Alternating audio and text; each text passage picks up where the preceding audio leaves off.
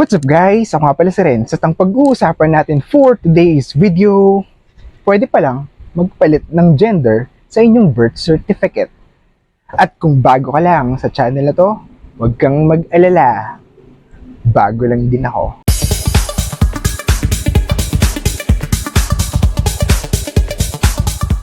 Una, kailangan magtungo sa Philippine Statistics Authority para makakuha ng copy ng iyong birth certificate. At kapag nalaman mo na ang gender mo ay mali sa iyong birth certificate, dyan na magsisimula ang iyong journey sa pagpapalit ng gender sa iyong birth certificate.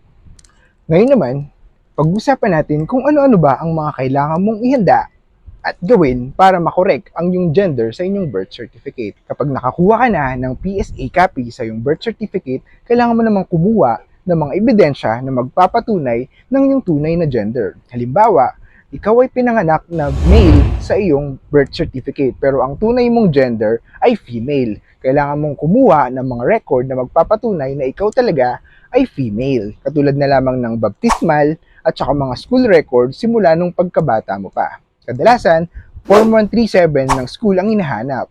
Pangatlo, kailangan mo mag-provide ng medical certificate na nagpapatunay na ikaw talaga ay babae at hindi ka nag-undergo ng sex change or transplant. Kaya sa mga tropa natin ng mga LGBTQ+ community, itong video na to ay hindi po para sa inyo.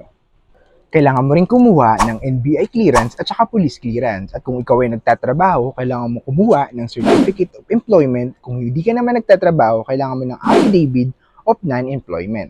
Ngayon naman, kailangan mo mag-provide ng mga valid IDs na magpapakita ng correct na gender. Ano-ano ba ang mga pwede nating i-present na ebidensya na magpapatunay ng correct na gender?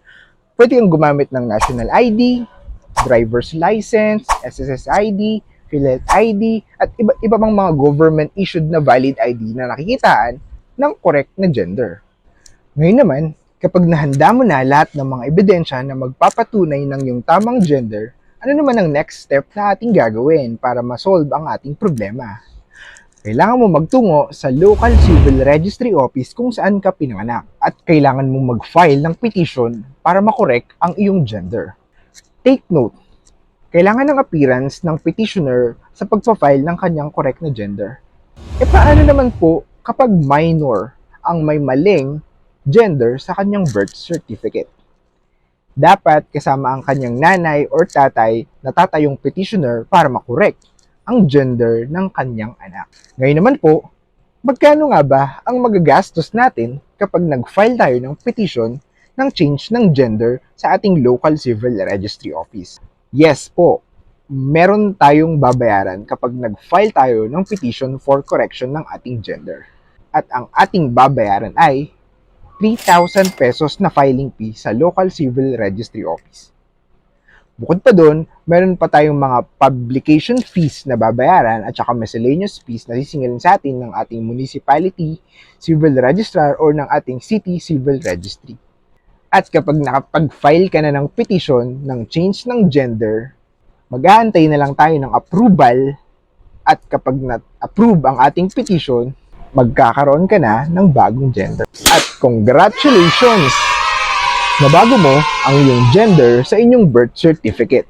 Basta take note, hindi na po niya mismo mababago yung gender na nakalagay sa ating PSA copy ng birth certificate. Magkakaroon na lamang po tayo ng annotation sa gilid ng ating mga birth certificate na nagpapatunay na ikaw na talaga ay female at hindi male na mali sa iyong birth certificate.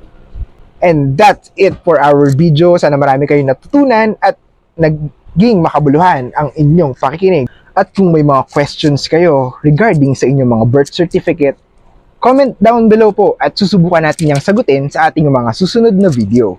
Hanggang sa muli!